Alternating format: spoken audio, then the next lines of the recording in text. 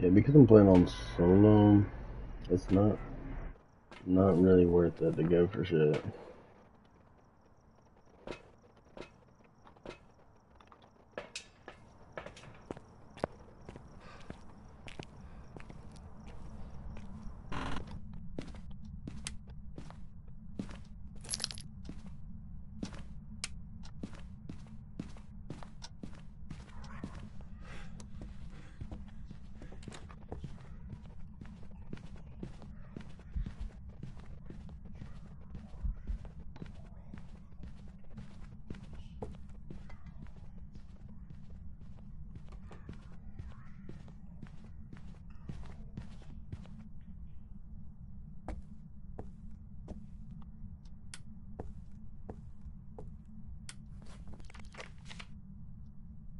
Wasn't a Mylan, wasn't a Home 2.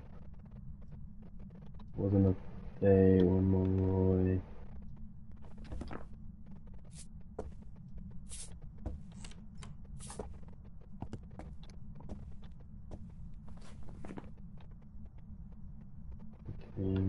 Wasn't a Revenant, would have slowed down.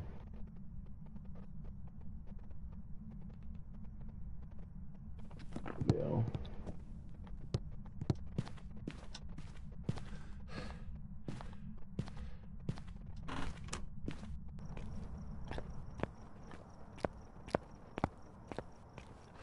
Okay. We put... Shit, yeah, this isn't it, because I don't have motion sensors. And I'm definitely supposed to have motion sensors. I know I'm supposed to have motion sensors. Trying to be...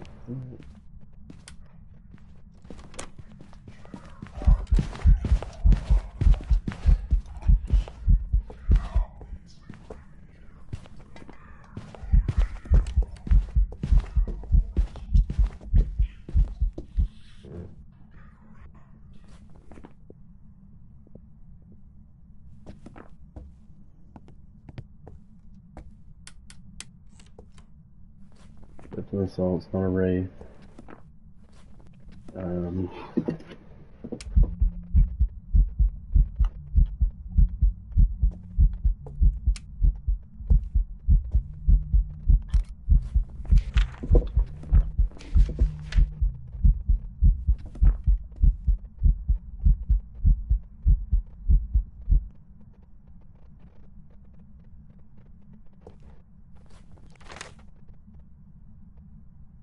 On Diogen. Not the twins. Not a Shade. Not a Phantom.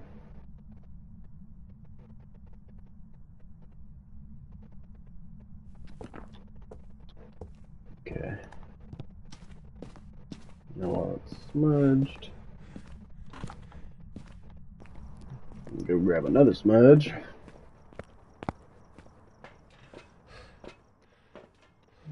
Some more salt. And a cruiser.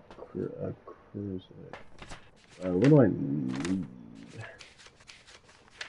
EMF reader and yeah, I don't, okay. Fuck yeah, I need fucking motion sensors, man.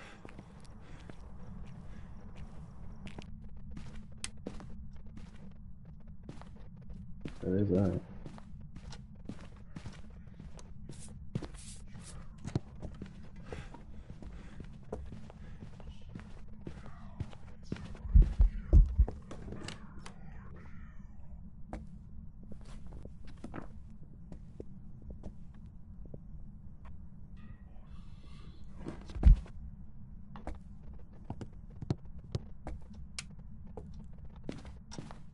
Still hasn't turned the breaker off.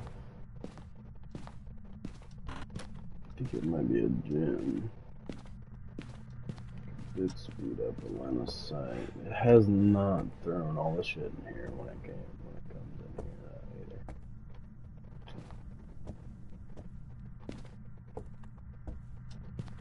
either. Where's it spawning?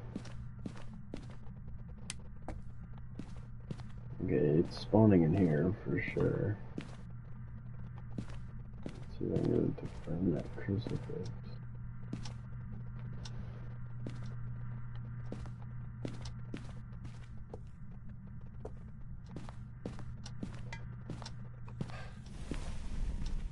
Okay. The ghost room is in there.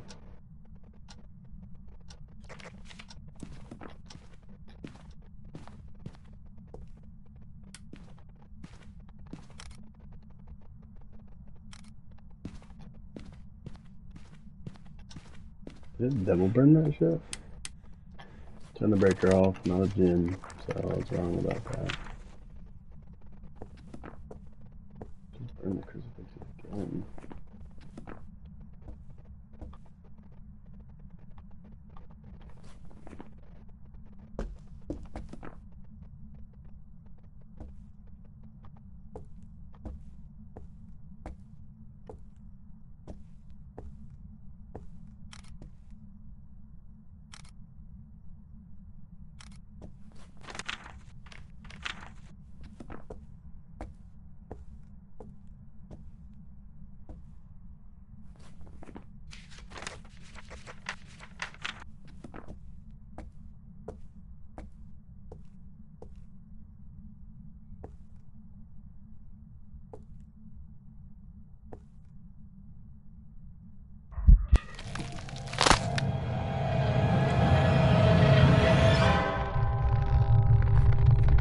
I have no fucking idea what that was.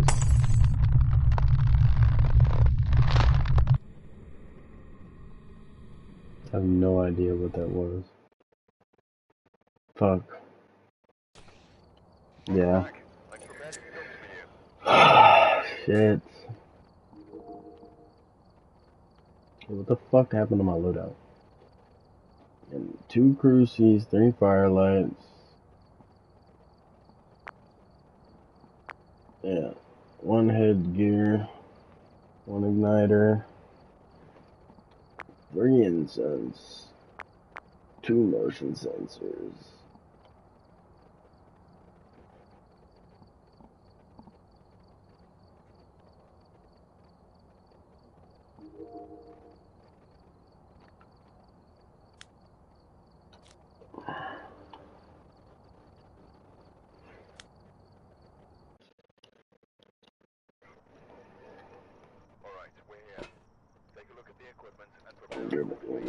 This time.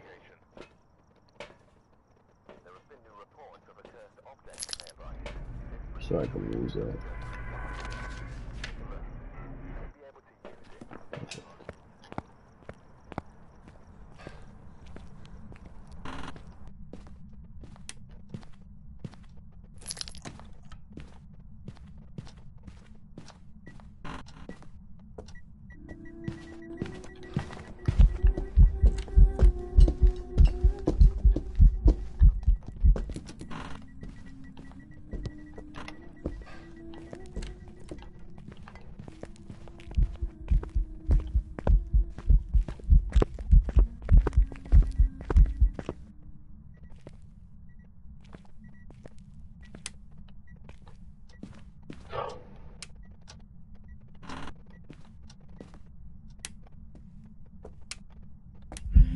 Motherfucker! Was that necessary? Fuck. I'm out of here. Let me get a fucking smudge. I know that, bro. I thought that shit just locked as I opened that shit. I was about to trip out. Okay, I don't know. Still don't know what room it's in. Well, actually, I'm pretty sure it's one in the garage. Bring up the remote just to make sure. Get hunt again.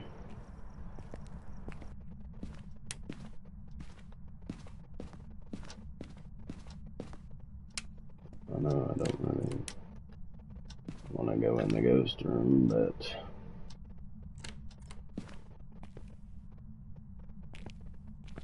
maybe it's not.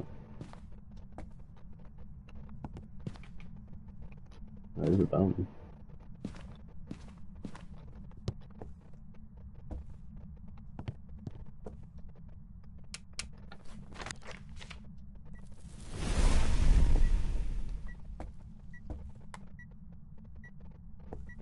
roaming? Or am I tripping?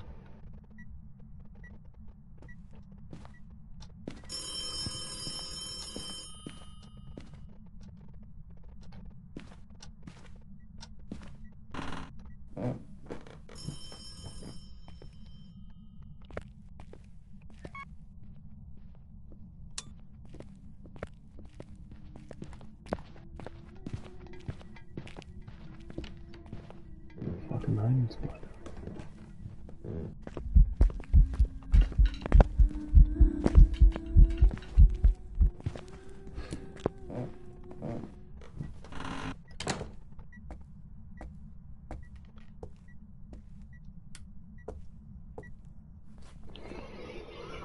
I still have no idea what the fuck it is.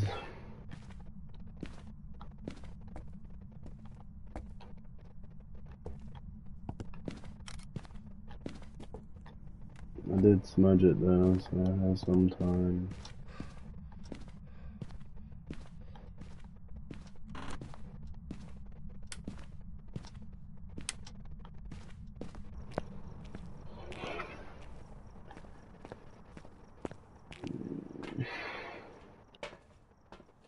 I'll use this time to grab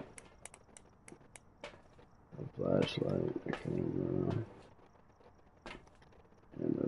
another smudge.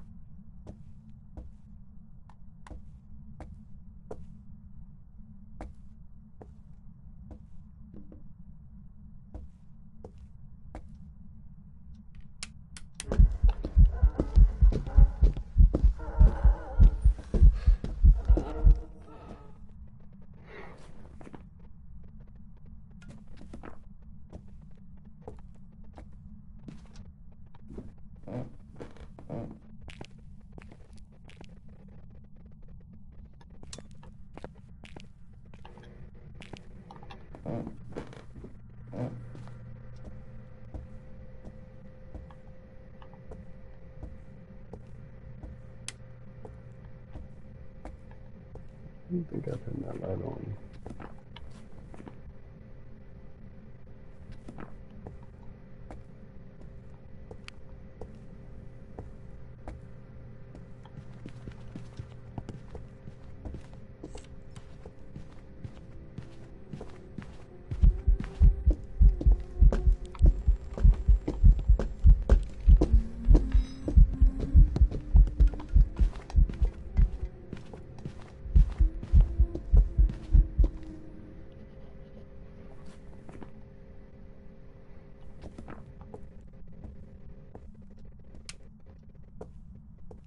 This thing to be throwing shit.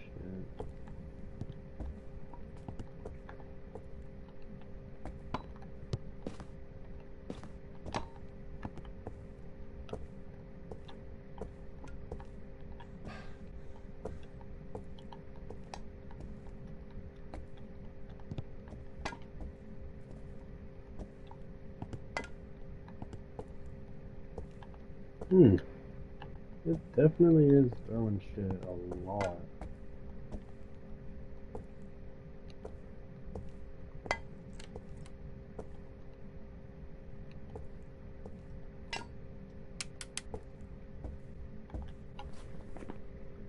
It's not a myling. It's not a Raiju. Don't think it's an Obake.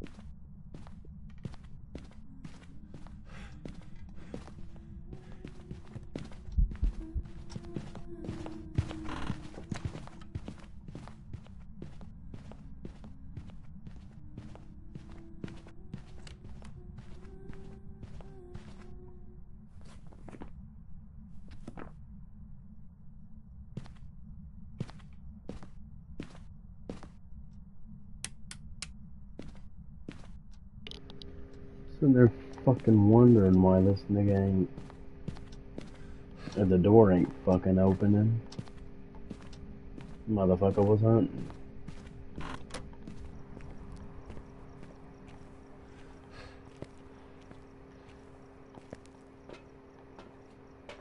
Yeah, I'm out of smudges, so I definitely need to save them house.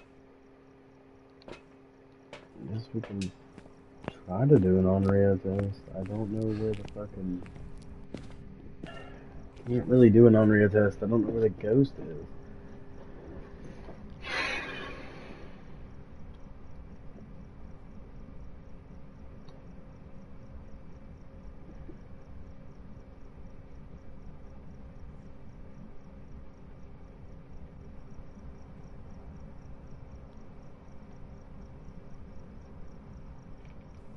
Gotta test it with the demon.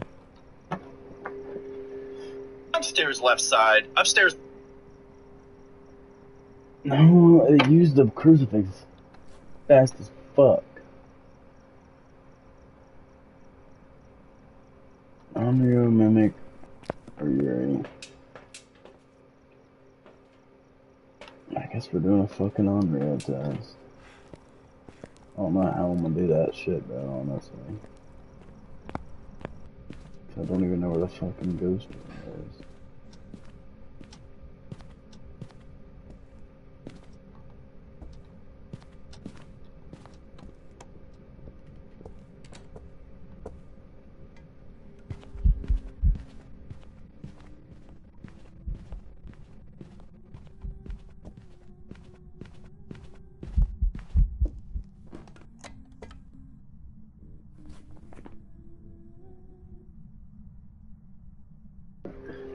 Fuck. I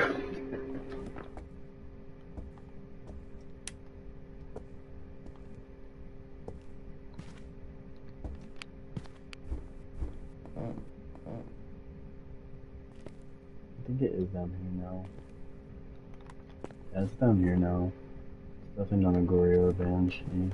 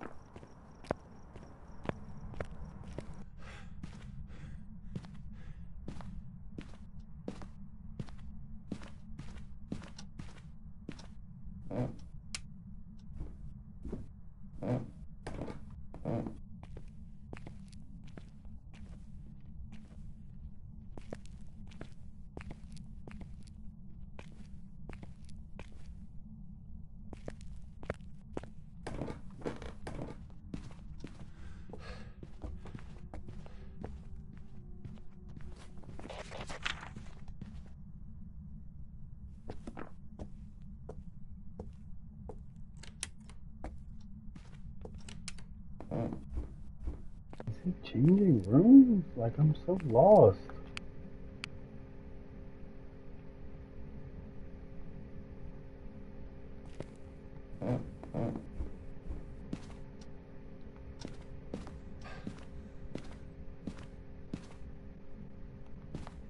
$19.1 in here, though.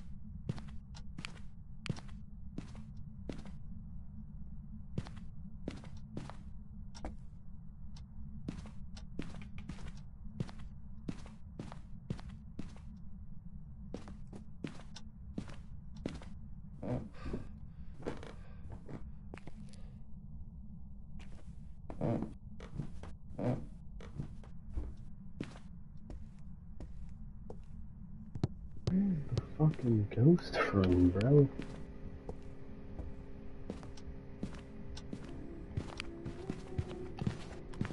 But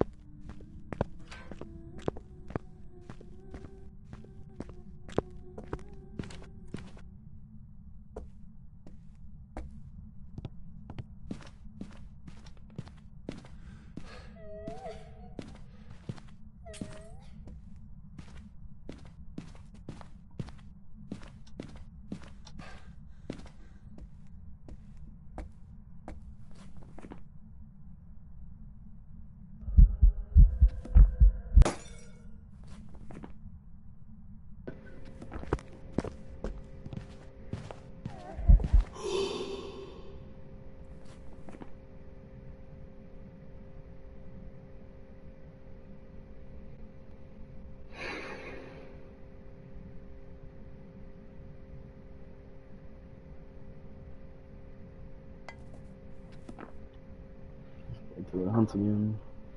Test for experience.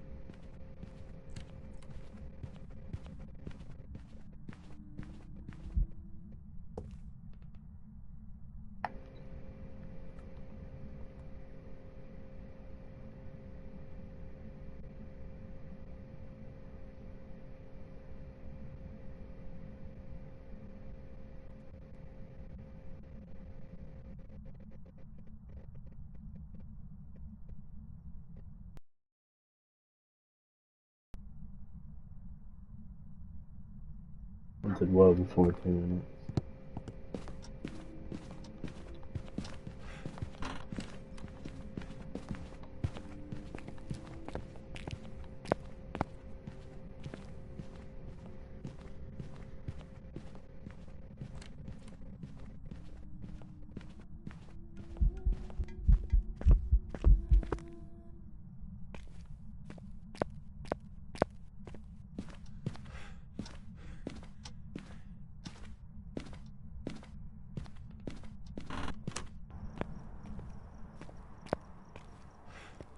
Time to go with Yuri. No, I'm risking a pretty little stack of bands here, but I already couldn't see anything wrong. We're having Yuri ability, but it hasn't done any other fucking ability. And I don't think it's an on-rail, so... How the fuck was that an Oni?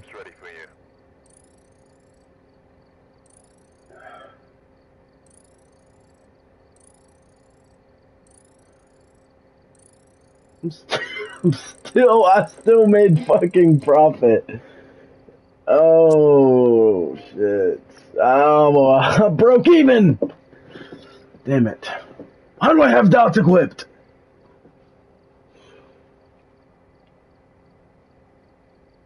I don't have fucking doubts equipped still.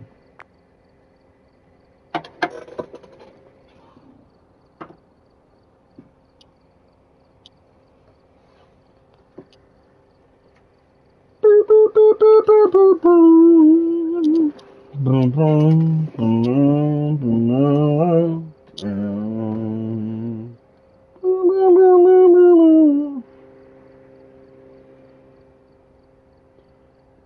Right side.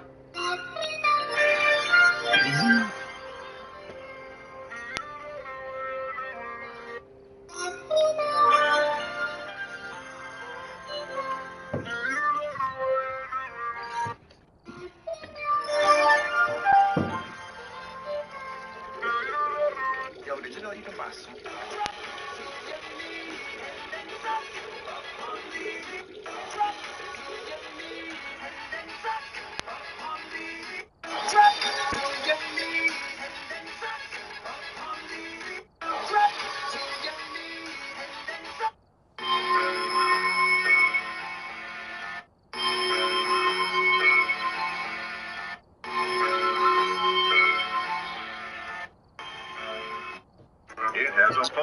John.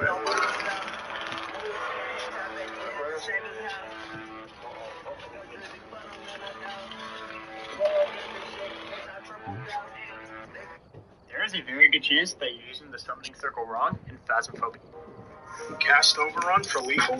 I love playing Magic the Gathering. It's like a puzzle that changes every time, but I can't always just sit down and play against other people. That's why I love playing Magic the Gathering Arena from anywhere on my phone. It's perfect for getting in games on the go and super friendly to players both old and new. The built-in tutorial shows you everything you need to know. It starts you off with a series of decks to choose from. If you're anything like me, you'll grind hard to be able to climb the rank ladder against Why does players it all smell over the like world. fucking soy Like I said, sauce? I love Magic the Gathering. But why should the game stop the table? What are you waiting for? Tap the screen below and try Magic the Gathering Arena today. Cast overrun for lethal? I love playing Magic the Gathering. It's like This show host scanned the audience to see who was wearing a wig, and one guy's reaction when he got caught was priceless. This is all. You're probably not wearing a wig, but I just want to see this. Is he wearing a wig? 1, 2, 3. The one with the plum shirt. Plum. This man. Yeah. Oh, Okay. there's some suspicious grounds. Okay, hang on. 1, 2, 3. No. Not him.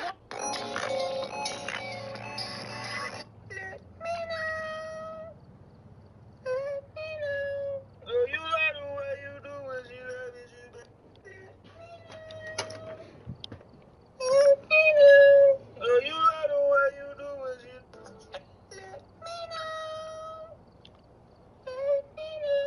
Girl, you like the way you do what you love it, you bet.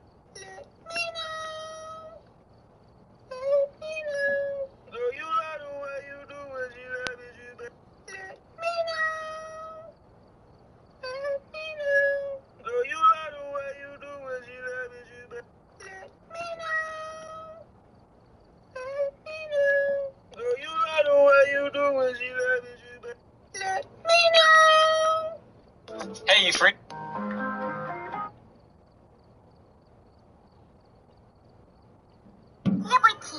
Liberty Mutual is all she talks about since we saved hundreds by bundling our home and auto insurance.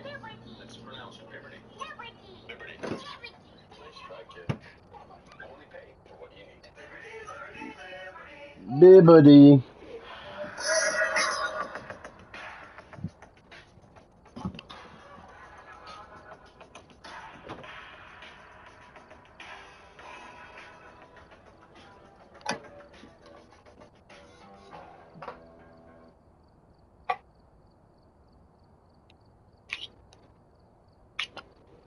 How to escape North Korea. North Korea is an elusive country, unlike any other. And while a lot of what happens in North Korea is secret, cruelty, poverty, and human rights violations are definitely not hidden. North Korea is globally known for its poor treatment of its Oh. radical dictator. However, the world seemingly just allows it. And that is a topic for a different discussion. But I mention this all to say that North Korea is not a good place. And for that reason, it's unsurprising that every single day people try to escape this country. Those people are known as defectors. The record of North Korean defectors goes all the way back to 1998, with a recorded count of 947 people escaping the country. 1998, all the way up until 2011, we saw a rise in the amount of people that were able to escape, with a peak number of defectors of 2,914 in 2009. But after 2011, the number started to float around 1,500 and shrank all the way down to around 1,000 defectors in 2019. However, after 2019, the amount of people that were able to successfully escape plummeted. The reason for such a dramatic drop in escapees is North Korea enacted a shoot-on-sight order that essentially gave all Border Patrol the authority to shoot any person in the buffer zone surrounding North Korea who was there without permission. Escaping North Korea is scary and truly deadly, especially now more than ever. But for some living in North Korea, that risk is worth taking, and they'd rather die on the pursuit of freedom than living under the control of a dictator. Since 1998, there have been over Yeah, well, dude, 34,000 fuck. people in total who have been able to escape North Korea successfully. And today, I'm going to discuss some of the craziest ways that these people accomplished such a feat. So, and getting crazier as the list goes on. Leveraging wealth and social class. You are a high-ranking government official, specifically working with state-run businesses. You are one of the extremely rare, wealthy North Koreans. I used to relatively, and you experience privileges many North Koreans could never dream of. Not only do you have a comfortable dwelling and consistent access to quality food and clean water, but you also have access to something that almost resembles freedom. You work tireless days, and sometimes even nights, and you are quite literally being worked to the bone. However, every day on your commute, you realize how grateful you are to be in the position you're in. And while you are grateful for your position, you understand that even the best position in North Korea still isn't all that great. And for some time, while on business, specifically in mainland China, you've seen the difference in quality of life. And you've been slowly taking notes on how you could potentially leave your job. Your job grants you a lot of authority, and you are well connected, not only with the North Korean government, but with government officials and high-ranking businessmen in China. One night, while drinking at a bar in mainland China, half asleep, a man sits beside you. He doesn't say anything, but he hands you his card. You tell this man that you're not on business hours, and you appreciate it, but you're just looking to relax. And the man sternly looks you in the eyes and says, "I know you're North Korea, and if you ever want to start a new life, call this number." This moment was sobering, as this man wasn't speaking to you in Mandarin. He was speaking fluent Korean. And before you could even ask another question, he got up and left. You wake up the following morning, early, hungover in this Chinese hotel. You briefly remember that crazy dream you had last night, until you reach into your pocket and feel that you actually got that card.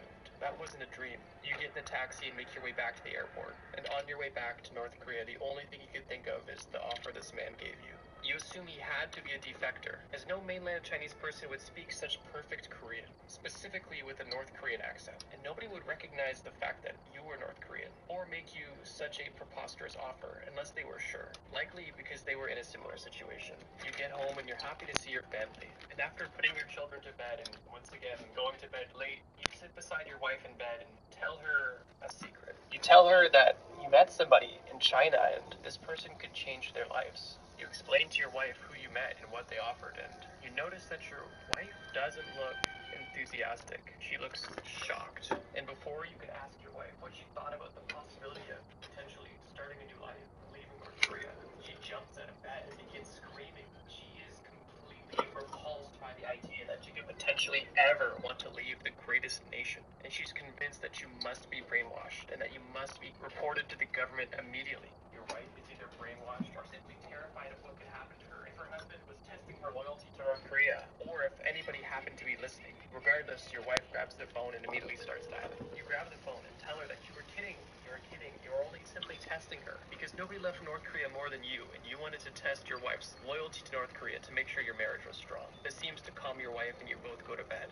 And it's at that moment when you realize that if you were to leave North Korea, you're doing it alone. Your next trip to mainland China isn't for another 6 months, but the following day at work, you convince your boss that you have unfinished business in China, and it's best for the company if you return as soon as possible. The following week, the opportunity arises, and you're back in China. You take out the card and you give it a call. You meet the man at the same bar that you're at. After your first night in China, you call the number on the card that you were given, and you're met with an automated voice message saying coordinates and a cash value. You assume that the coordinates are where you're supposed to meet someone, and you assume that cash value is the fee required for your freedom. You meet up with this man once again, and over the course of the week you're supposed to be doing business, you get a fake Korean passport, and you are given a dedicated travel guide, aka your wife, whose sole job is to get you to the airport safely and make sure that you are able to catch a flight from mainland China to South Korea. This isn't the woman's first rodeo, and she's able to get you through security checkpoints and past suspicious Chinese government officials, as her Chinese is perfect, and her story for why she is hanging out with a South Korean man checks out. You get dropped off at the airport by this mysterious woman, and when she drops you off at the airport, she says, "Never come back." You board your flight to South Korea, and your new life is... Want to win money on sports? With Underdog, you can win up to 1,000 times your cash, just by picking higher or lower on your favorite player's stats, like if your team's running back to score a touchdown this weekend. Yeah.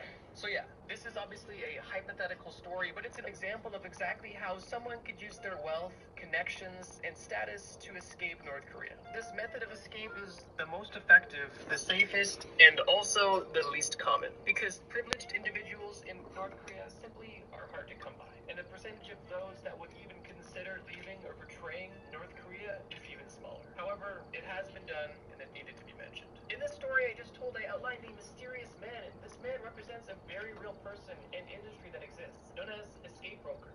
And their entire business model is essentially smuggling people out of North Korea, obviously for a hefty fine. However, if you're a wealthy individual then that is a small price to pay for your freedom and for your safety. Because the other methods of escape we're going to be discussing are not nearly as plush as this. The reason why this mysterious woman who was an employee of this smuggling company gave you a South Korean passport was one, because it was a perfect excuse of why somebody in China would be speaking Korean, and secondly, because it raised no red flags of why a South Korean would be going to South Korea from China. If this man decided to fly from mainland China to South Korea with a North Korean passport, it is highly likely that the Chinese government would be extremely suspect of this and you would be questioned. Specifically because China has very close relations with North Korea and also has a treaty in place where any escapees from North Korea that make it to China will be returned to North Korea by the Chinese government. So yeah, even if you are able to simply escape to China from North Korea by any means, you're definitely not free, but that's something we'll discuss later. The example I gave at the beginning focuses on businessmen or government officials who are able to essentially network with influential and powerful people and also have access to money. But there are other ways you can leverage class and status to escape, notably being high-level athletes or privileged students from these rich families who are able to both work and study abroad. In these cases, when you are out of North Korea, you can simply just not go home. And depending on where you are abroad, you can be protected, and in some cases, even given citizenship as a refugee, allowing you to start a brand new life. One more thing I want to mention is the fact that in the story I gave, this character had kids. And if you're familiar with North Korean law, then you know that the North Korean government likes to punish not only you, but also your family for your crimes. And in the instance of the story I gave initially, the reason why the man was so able to confidently leave North Korea is because he used a high-level escapee broker. And one of the services that they include in their price is faking your death. So instead of being seen as an escapee by the North Korean government, this mysterious man was able to make it look like you died doing business abroad. And for that reason, your family is spared. And while this entire situation is hypothetical, the core of these conditions is based in reality. And while this man's family was spared in this instance, that is not always the case. One of the reasons this man was even allowed to travel internationally for business is because he had a family. And to the North Korean government, that is something that they see as collateral. Because if this man has a wife and kids, he is much less likely to just defect. Because the man knows that if he defects, his family will be tortured and killed on his behalf. And for most, that is reason enough to stay. Regardless, let's move on. Okay, now this might be a bit off topic, but if you're anything like me, then you've had somebody tell you, hey, go fuck yourself. And with today's video sponsor, Adam and Eve, you actually can. Adam and Eve is the adult toy company, offering a wide variety of toys to use either by yourself or with a partner. And their products send off your international labor camps. You're a skinny, single, young man living in the northern part of North Korea. You're an orphan and you work on a farm. You've been working at this farm for as long as you can remember, and the people that live at this farm are the closest thing you have to family. But as you get older, it seems the worse the treatment gets, and it seems that the more work you put in, the less that you get paid. You're a full-grown man now, but the meals you get served are still the portion size you got when you were a child, and at this point, you're almost skin and bones. You've tried begging and pleading with the owners of this farm for more food, as they are the only ones providing your meals. However, they're not budging. They tell you you should be grateful for what you get, and while they're not in any better of a situation, you realize that if you stay here, you're going to die. So one night, you plan your escape. Not from North Korea, but just from this farm. Under the veil of night, you escape on a dirt road with a burlap sack on your back and the rags that you've had for your entire life. You find yourself in a small village and soon realize that your money did not go nearly as far as you thought it would. So to conserve money, you decide to steal. And while it isn't like you at all, it's life or death, and you're able to justify it. And you fill your bag with food from a stand in the city square, from the village farmer's market. Before you can even close your bag, you feel two hands on your shoulder and turn around. It's a police officer. And good news, you'll have a place to sleep tonight. Bad news, you're going to jail. You're brought into jail, booked, and because of your retaliation, the punishment that you're given is 2 years in a labor camp. A labor camp in Russia. After 2 cruel weeks in a holding cell, you're put on a train and sent to northern Russia, where you're going to be spending the next 2 years on a lumber mill. You arrive at this mill and realize that this camp is almost fully employed by North Korean criminals, which gives you some relief as you at least have somebody to talk to, because you were expecting Russians. And while all of the guards are heavily armed Russians, those are really the only Russians around you, as this labor camp is in an extremely remote area. On your first night in the camp, you speak to one of the other North Koreans and he tells you that you came at the perfect time, and that him and the other men at this labor camp have been planning an escape for years. And tomorrow night was the night that they leave, and that if you were brave enough, you could come with. You you had no intentions of leaving North Korea and ended up in Russia by accident. But at this point, you had nothing to lose. The cold weather was unbearable. You can't stand farm work anymore. And even dying at this point sounds better than working in a Russian labor camp. You tell the man you're in, and he says, we'll wake you up tomorrow night. You work the next day and go to bed the next night, and like you said, in the middle of the night, this man wakes you up. Quietly. Similar to something you did yourself not long ago, under the veil of night, you and a small group of these North Korean prisoners set off in the middle of the night. Leaving the labor camp wasn't the hard part, as security was relatively low due to the location of this labor camp and the assumption that if anybody were to leave, they would be dead within days, as the closest civilization was multiple days away on foot. And all of these cities had police that specifically do checks for North Koreans. Walking through this frozen, barren wasteland, you ask this man, what is the plan? Where are we going? If Russian police find us, we will be sent back to North Korea. They are allies. That's when this man reveals his master plan. Some of the criminals you are with have been in this prison for so long that they speak fluent Russian. And because of the Russian that this prisoner picked up, in the months of listening to guards, they were essentially able to map out not only where the train tracks are, but the train schedule as well. After hours of walking in the darkness, day begins to break, and you notice that your group is already smaller. Two of the men that were in your group initially were no longer, and it's mutually assumed that they fell behind and froze to death. You and your remaining men find the train tracks, wait for the next train taking wood out of the labor camp, hop on one of the very last carts, and you are now, once again, on your way to freedom. Wow. In this hypothetical, you're in a similar situation as the first person, but obviously on a much different scale. Because you didn't even intentionally go abroad. You were just sent abroad by the government, and you had no expectations of fleeing at all. You simply accepted your fate, but you were at the right place at the right time. And fortunately, the people that you trusted had the perfect plan. Did the person in this hypothetical have ridiculous plot armor? Of course. But I figured in these fictional scenarios, obviously based on reality, it would make sense to have them at least escape at the end of the story. Because if all the stories ended with, and they were caught and killed, well, it's not really a good example of how to escape. It's how you could try to escape and then die, which is the unfortunate reality for most. But yeah, labor camps exist, and obviously they exist all over North Korea, but some of them are abroad, and they are primarily in Russia. And while nobody wants to be at a Russian labor camp, there are North Koreans who see going to a Russian labor camp as a golden opportunity to escape their country. And it's for that reason that the North Korean government is very stingy on who they send abroad. And in most cases, you're not going to be sent to an abroad labor camp. And the only reason why you, in the story where you've been sent abroad, is because you have farm experience, you've worked in cold conditions before, because you lived in the northern part of North Korea, and according to your documents, you still had a living family, which is a requirement to be sent abroad. And obviously you were an orphan since birth and don't know any of your family. Legally speaking, you still had a living family, so the government assumed you had loyalty to them, which made you a much lower escapee risk. Of course, getting to Russia is similar to getting to China. You are not necessarily fully free in these countries. You're more free, but these are still countries that have close ties to North Korea. And you are at risk for being caught and being deported back to North Korea, where you'll be punished severely. And in this instance, you and the other criminals who made it to this train were taking a train that took you out of Russia and into Europe. As Europe has no allegiance to North Korea, much like the rest of the Western world. And if you're able to make it through Russia into a European country, and from there find a South Korean embassy, at that point, it's safe to say you're safe and are going to win yourself a one-way ticket to South Korea. The reason why South Korea is so desirable for North Koreans is because South Korea gives automatic citizenships to North Korean escapees, and at least the government accepts these people with open arms. Socially, there's definitely polarity on how people treat defectors, but a bit of scrutiny for being North Korean is definitely better than living in North Korea. So at this point, let's reconsider. Obviously, going north isn't ideal, because if you use the small border that borders North Korea and Russia, not only is it extremely well guarded, cold, and far from any sort of safe haven, it's only really a good option for those looking to get into a labor camp, as being sent to a labor camp allows you to cross the border safely.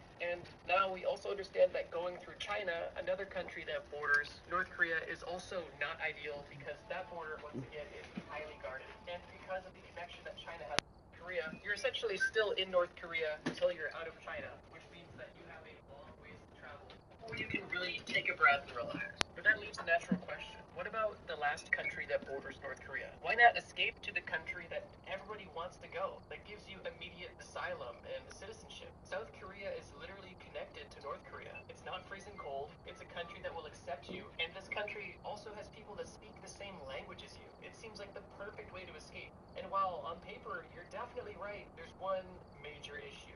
You're not the only person that understands this. The North Korean government understands this quite dearly. And that's why there's a demilitarized zone that stretches the entire land border of North Korea and South Korea. And while that name seems semi-safe, it's extremely deceptive, as this border is not demilitarized at all. It is very militarized. There is so much military from both North and South Korea. There is literally hundreds of thousands of soldiers on either side of this border, and in the area in between these two countries, there is active landmines, electric fences, and watchtowers with the executive order to shoot on sight. So let's get into our third and final story to outline likely the craziest and deadliest way you could escape North Korea. Escaping by land as a regular North Korean citizen. You, like many other North Koreans, are simply sick and tired of being sick and tired, and you decide you're going to make a run for it. You live near a remote part of the border, where there are active personnel, but it's not as heavily monitored as other places. You pack a bag and set out on foot, feeling confident that you can make this land crossing. You don't see anybody, and you figure this is going to be a walk in the park, and after hours of walking, you realize that you don't even exactly know where the border is, and for all you know, you might already be in South Korea. You walk further and further, and finally begin to feel free. You must have at this point passed the border, until you see something in the distance. You walk closer to it and you realize that it's a sign that says active minefield. And it's at this point that you realize that you are much further from the border than you thought, and you have a long ways to go. You call the sign's bluff and continue walking. And after taking a few steps and walking for 5, 10, 15, 30 minutes, you knew there was no mines and continue walking. And you're right, there was no mines. But there was snipers. Snipers that you didn't see, but they saw you. And before you can even blink, you hear a gunshot and everything goes black. Unfortunately, that is a reality for people trying to cross the land border between North and South Korea. Crossing over the water as a regular North Korean citizen.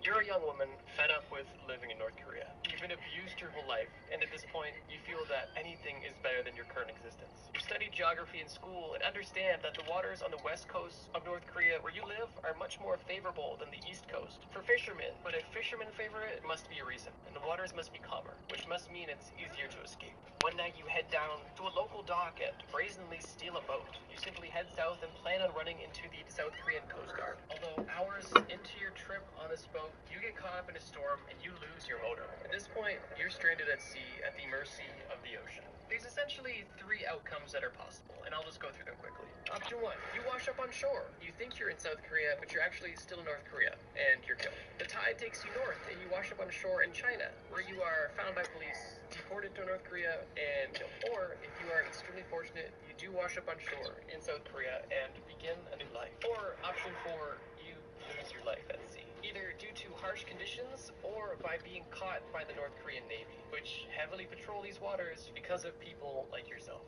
escaping via the land border as military personnel. The story I'm about to tell is not a fictional hypothetical like the others. The story I'm about to tell is a real story about a real individual. It is likely one of the craziest known escape stories from North Korea into South Korea. Oh Chung-sung was a high-ranking military official in North Korea who was also an industrial engineer. He had a good job and was considered good at that job, but obviously he wasn't satisfied. And one day he met his breaking point and was willing to risk his life for his freedom. On the morning of November 13th, 2017, Sung stole a military jeep from the military base where he worked, heading directly for the demilitarized zone, the area between North and South Korea, aiming to get into South Korea and begin a new life. In a way that is regarded as likely the most dangerous way. Although Sung did have an advantage. Being military personnel, he was able to be very close to get security access and a relatively comprehensive knowledge of how things worked. Although, even with all of the knowledge in the world, you need luck and likely God on your side to even make this possible. And on this morning, Sung definitely had both.